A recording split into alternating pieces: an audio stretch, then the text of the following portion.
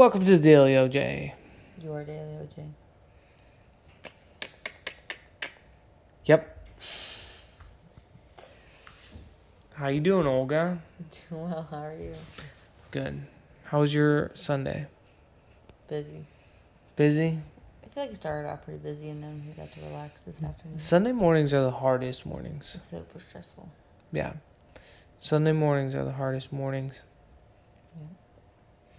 I don't know. I have a ton of compassion for parents that come in on Sunday mornings. Because it's just like, it is so difficult to get everybody up and going. Fed, dressed. Everybody, you always want to look halfway decent. Like, we don't even dress up. No. Like, I'll try and look nicer sometimes, but like, yeah. Although I peeped my fit on the video today. You peeped your fit? Peeped my What fit. is that? Who says that? I don't know. I heard it on the streets somewhere. Just think of a little peep. Yeah. I peeped my fit on the video. Did not really like it. I look like an ex-Amish guy. Dude, that's dope. Should wear suspenders. Honestly, that would have completed the fit. Yeah, I probably would have done it. Yeah. I was like, dang, I don't look very good. Mm-mm. But bummer. Could have been the lighting. I don't think so. I think it has to do with my fluffy hair and haven't had a haircut in a while. You need to let it grow out before going to your barber. I know, he's going to be offended that I cheated on him with another barber. Well, like, it just, he doesn't have much room to work with your fuzziness. Yeah. You need to let that grow.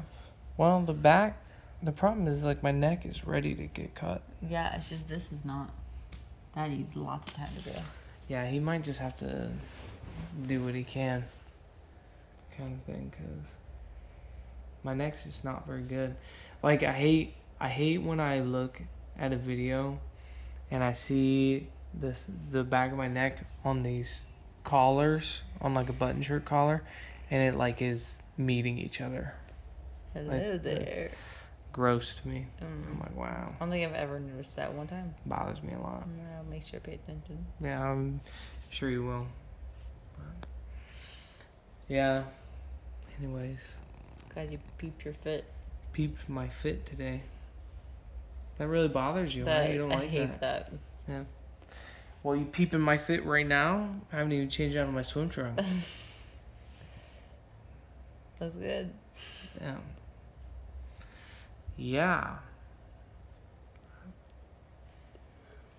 Dude, I yawn in these videos every day. It's late, so It's 8 o'clock. this is one of the earliest ones we've ever done. Facts. Yeah. Well, so I wanted to talk to you today about imposter syndrome.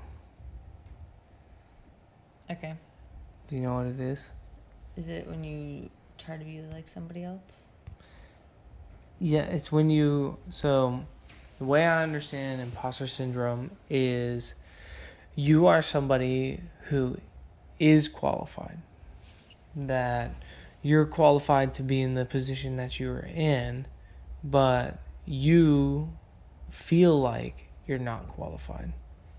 And that is what makes it the imposter syndrome, is you're in this position, you say you're like somebody, you get a big degree, you become a CEO of a company, and you start running the company, and you're like, why am I doing this? Like, I do not belong here, even though you have the credentials, you have the experiences to that point. Someone looked at you and felt like you were hireable, felt like you were deserving. You get there and you're like, man, I just got lucky. Like, I fooled somebody, and now I'm in this spot, but I really don't belong here. And this, actually, I thought of this a couple weeks ago, and it's kind of been brewing in my mind, because there was this hilarious video of this chubby carpenter guy, and he's like, I've been doing custom cabinetry and woodworking and that kind of stuff for 20 years now, And when I started, I just print up some business cards, and I had never done it before. And I just said I was a custom carpenter. People hired me, and I just started doing it. And of course, it was custom. I didn't know what I was doing. And he's like, it's 20 years later, and I realized I still have no idea what I'm doing. And it's all custom because it's just me doing it. But I have just grown more comfortable doing it because I've done it for 20 years. And so I was wondering, have you ever been in that position where you're like, man, I do not belong here? The imposter syndrome. Oh, good question.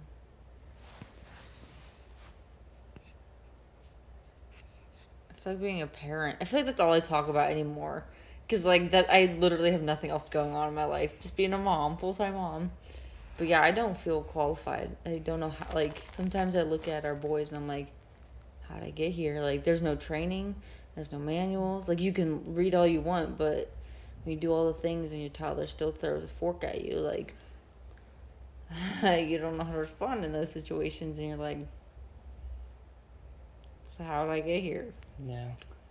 But I can't really think of anything, like, professional wise.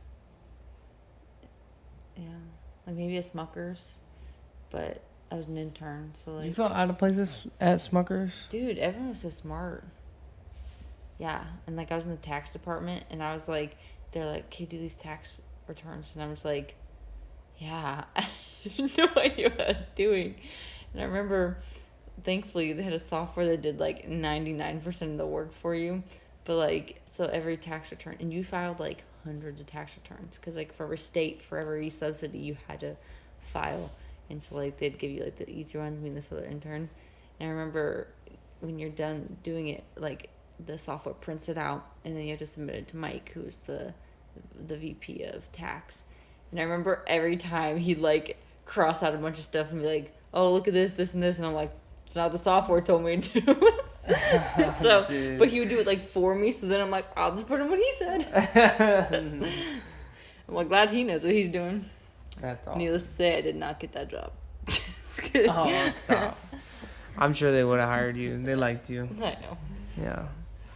So why do you think, see, you're like self-deprecating there. So like, why do you think in those situations you feel like you're not deserving? It's like hard because, so like in that department, are we talking about Smucker still? Yeah. Okay. In that department, like I had my manager who was like a VP at Deloitte, which is the top like big four. So she's like a big honcho. So then she went to Smuckers, being another big honcho, and like she was my manager. And it was like talking to these like CPAs who are just so smart, and I'm like this intern who's like, I'm only in accounting because I didn't know what else to do, and they're just like throwing jargon, and I'm just like, yeah, like I have no idea what you're talking about. So. Okay, so taking it back to being a mom, why do you feel like you are in the spot where you're like, I don't know how I got to here, do I belong here? I think more it's like, I know how I got here, obviously. Like, I know that we had children. But it's more of like, am I doing it right based on other moms or what you hear in certain situations? Okay. Gotcha. Yeah. Because it's a position that is so incredible, but so hard. And I don't know how to describe it. But what about you? What's your big imposter syndrome event? Well, so I've been thinking about it a lot just because I think that's kind of the cycle I'm stuck in as a pastor right now, is like this feeling of deserving to have people's ear, to have people's trust, to be able to speak on important things, to feel like I'm adequate in those things. And so I think that's kind of like where I'm stuck, is this feeling of deservingness. And so for me, it's like the obvious answer is, well, Christ has brought me to this place because he feels like I'm deserving. But um even in the sermon I preached today was about how it's being connected to the vine that your life produces fruit.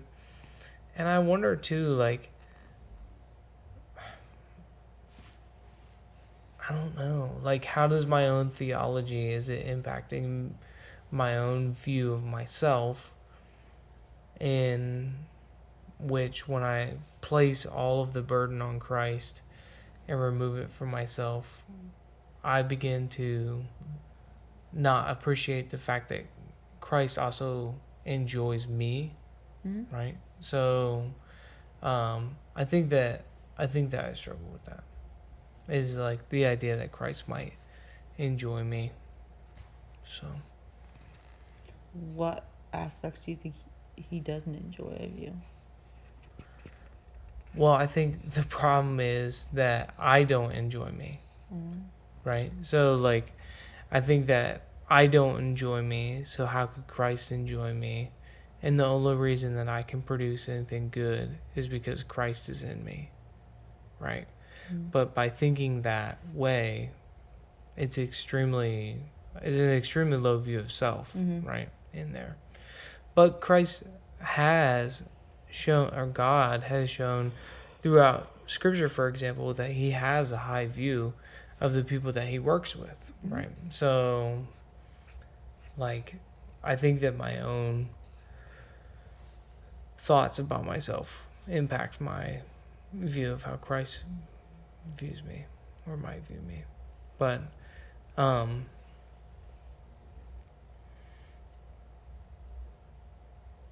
there was another point. Oh,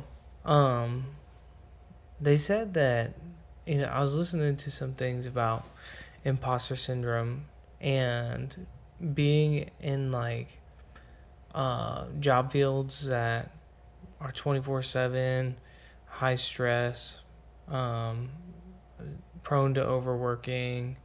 Um, those type of job fields are attractive to people who already struggle with like uh, imposter syndrome. Why? Like it's an actual thing, because You're addicted to the feeling? the people who typically struggle with imposter syndrome were raised in situations in which the system around them was highly critical of them. Interesting. And like, not that my parents per se were highly critical of me, but the influence of the church that I was raised in felt very critical. I don't know that they were, but like, to me, growing up in that system, I felt like everyone was very, like, Jacob has to be a certain way and he can't mess up and everything has to be perfect. Is that why it's hard going back and preaching at that church that I think raised you that so. way? I think so. Like, I think that's why it's really hard to find a groove, because it's like, I have found who I am apart from this system that was really hard. Mm-hmm. And then coming back into it, it's like jumbling the perfect Jacob with the Jacob who found himself and was free. So, like, the meshing of these two things together is hard, because you're trying to please people and guess what they want, and nobody's really asking anything. Mm-hmm. Right? Like, that's not the reality. Is it's not there, right? It's a self-imposed system that I'm forcing on myself. Mm. But So you have imposter syndrome here? Did you have a Nirvana? I think I have it always. Always. Like, I think that that's just something that I struggle with. More so here? No. No. I think it's just, Yeah, I think that's what's kind of been plaguing me for a while now. Well, yeah, I even in Urbana, I remember you saying like, "Do they even like me? Am I doing a good job? How do I Right. know that I'm not producing anything? Like no one's." Yeah, they said one thing that one thing that people with imposter syndrome will really struggle with is when they're in job fields that don't have clear uh, expectations Dude, you've or been clear saying this, achievements, right? right? So it's like this is a clear benchmark that we want you to hit, and for people with imposter syndrome, if they don't have that clear benchmark in their job, they'll just like So then, why do be. people with imposter syndrome seek those jobs? I don't know that they really explain why they seek it out, but like that's they find themselves in is like they just kind of are drawn because they're drawn to. They said that one of the characteristics is they're a glutton for pain. Is imposter syndrome people are a glutton for pain, and they find jobs that they'll overwork themselves in. Dude, it sounds like the psychology in the one book I was reading. How people who like watch scary movies or like who are just anxious and stressed all the time purposefully listen to like killer podcasts and scary shows because they just want to feel like the adrenaline, their Yeah, cortisone's constantly spiking. Like they need to feel that in order for them because they feel like that's their yeah. equilibrium. Well, I know that a lot of it, and the one thing I was listening to was a TED talk. They root it back to a childhood thing, like it's just so it's just reliving this Right, right, childhood experience of stress and that kind of stuff is what I think is what they were. right. So some people listen to podcasts, you just work yourself to death. Yeah. Interesting.